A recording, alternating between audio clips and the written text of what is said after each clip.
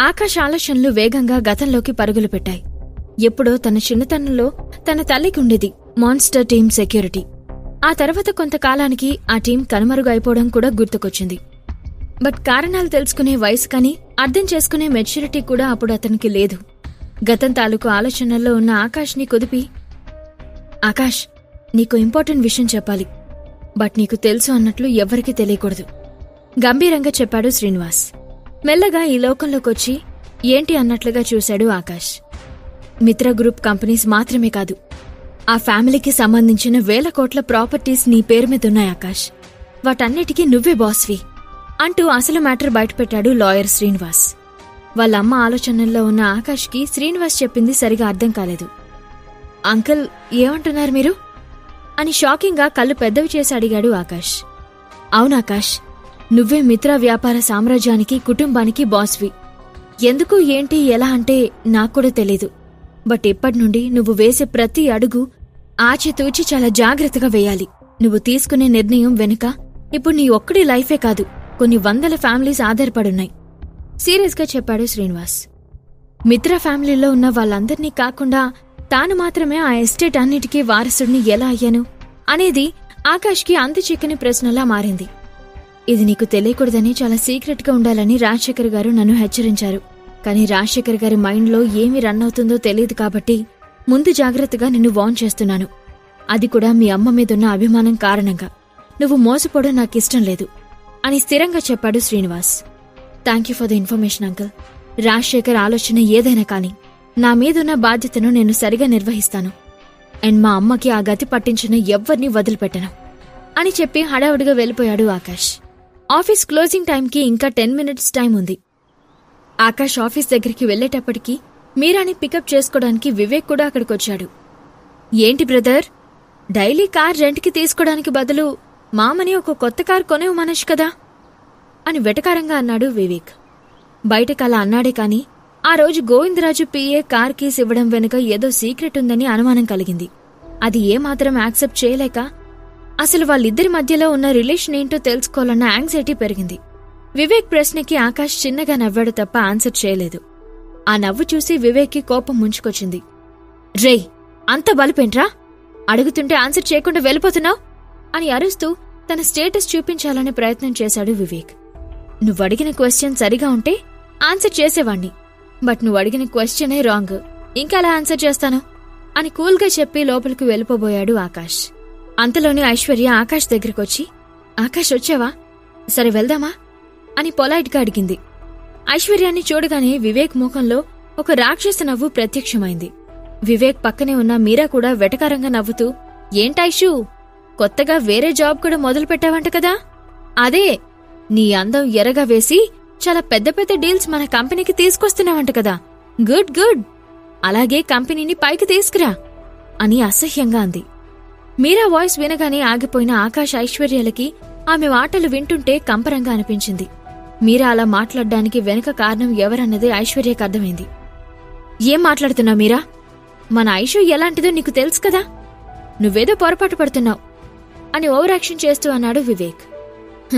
బయటకు అలానే కనిపిస్తారు వివేక్, కానీ ఇలాంటి అందమైన ముఖాల వెనుక అలాంటి చీప్ క్యారెక్టర్స్ ఉంటాయి. పక్కలేసి ప్రాజెక్ట్స్ తెచ్చే రకాలివి అని ఐశ్వర్య మీద ఉన్న అక్కసునంతా వెళ్లగక్కింది మీరా. ఆ మాటకి ఆకాష్ పిడికిలి బిగుసుకుంది. మీరా ప్లేస్లో మరొకరుండుంటే అక్కడికక్కడే చంపి పాతేసేవాడు ఆకాష్. ఆ మాటలు సూటిగా ఐశ్వర్య మనసుని తాకుతుండడంతో కష్టంగా నించునుంది.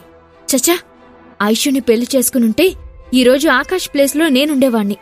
ఐ మీన్, తన పంతం నెగ్గడం కోసం మరొకరితో పక్క పంచుకునేంత నీచానికి దిగజారన్న దాంతో ఇంతసేపు ఉండేవాణ్ణి కాదు అని కొంచెం కూడా జాలి లేకుండా మాట్లాడాడు వివేక్.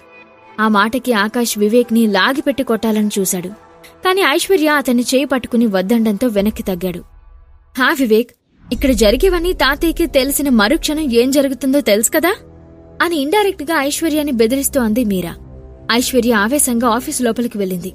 సడన్ గా ఐశ్వర్య ఆఫీసు లోపలికి ఎందుకు వెళ్ళిందో తెలియకపోయినా లోపల సతీష్, మయూకాంతులు ఉన్నారు కాబట్టి తనని ఏమైనా చేస్తారేమో అని భయంగా ఐశ్వర్య వెనక్కి వెళ్లాడు ఆకాష్. ఆకాష్ దృష్టిలో ఐశ్వర్యని బ్యాడ్ గా క్రియేట్ చేయాలనే పంతంతో చెత్తంతా వాగిన మీరా కూడా వాళ్ళ వెనకే లోపలికి వెళ్ళింది. నీకు సిగ్గు శరం లాంటివేం లేవా నిన్నే కదా డాడీ చేతిలో తన్నులు తిన్నా, అయినా నీ బుద్ధి పోనిచ్చుకోలేదు.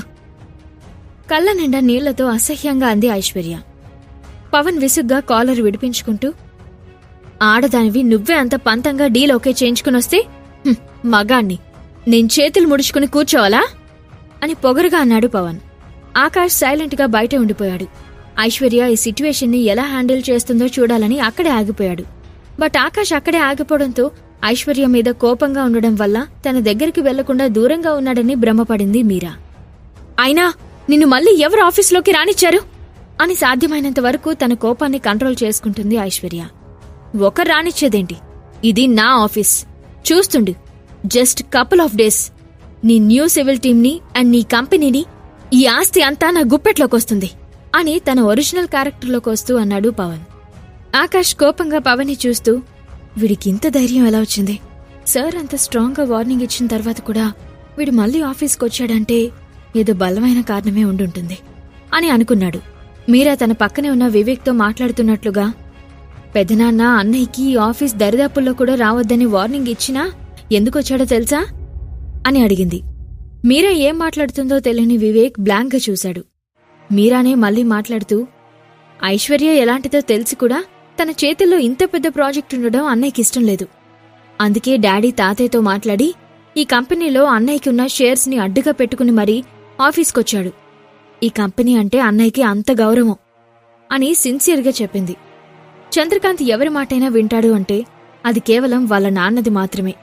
సొంత ఊరిని వదిలి ఇక్కడికి రావడం ఇష్టం లేక ఊర్లో ఉన్న భూములను చూసుకుంటూ ఉండిపోయాడు చంద్రకాంత్ ఫాదర్. ఆడపిల్లలంటే కేవలం ఇంటికి వంటింటికి మాత్రమే అంకితం అనుకునే మనస్తత్వం అయింది.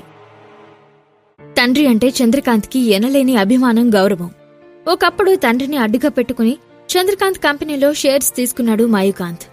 ఇప్పుడు కూడా చంద్రకాంత్ వీక్నెస్ అడ్డుగా పెట్టుకుని పవన్ని మళ్లీ ఆఫీసులో అడుగుపెట్టేలా చేశాడు. ఆకాష్ ఈ 3 ఏళ్లలో పెద్దాయన్ని 3 సార్లు మాత్రమే చూశాడు. అందుకే పెద్దాయని గురించి ఎక్కువగా తెలీదు. ఓరగా ఆకాష్ని చూసి తన మాటలు అతను వింటున్నాడని కన్ఫర్మ్ చేసుకున్న మీరా, హా ఆకాష్, నీకింకో విషయం తెలుసా? ఈరోజు ప్రాజెక్ట్ డిస్కషన్ కోసం మిత్రా కంపెనీస్ జనరల్ మేనేజర్ని హోటల్ రూంలో సీక్రెట్గా మీట్ అయింది ఐశ్వర్య. అది కూడా 3 అవర్స్. లోపల ఏం జరిగిందో నాకైతే తెలీదు మరి అని రెచ్చగొడుతూ అమాయకంగా చెప్పింది. మీరా ఐశ్వర్య బాబాయ్ కూతురు అనే ఒకే ఒక్క కారణంతో అప్పటి వరకు సైలెంట్గా ఉన్న ఆకాష్ ఆ మాటలతో తన కోపాన్ని కంట్రోల్ చేసుకోలేకపోయాడు. ఎర్రబడిన కళ్లతో మీరా వైపు ఒక్కసారిగా తిరిగాడు. ఆకాష్ కోపాన్ని చూసి మీరా ఒక అడుగు వెనక్కి వేసింది. ఈ ప్రశ్నలకు సమాధానాలు తెలుసుకోవాలంటే నెక్స్ట్ ఎపిసోడ్ వినాల్సిందే. క్రింద ఇచ్చిన లింక్ ని క్లిక్ చేసి పాకెట్ ఎఫ్ఎం యాప్ ని ఇన్స్టాల్ చేసుకోండి. Stay tune to pocket FM.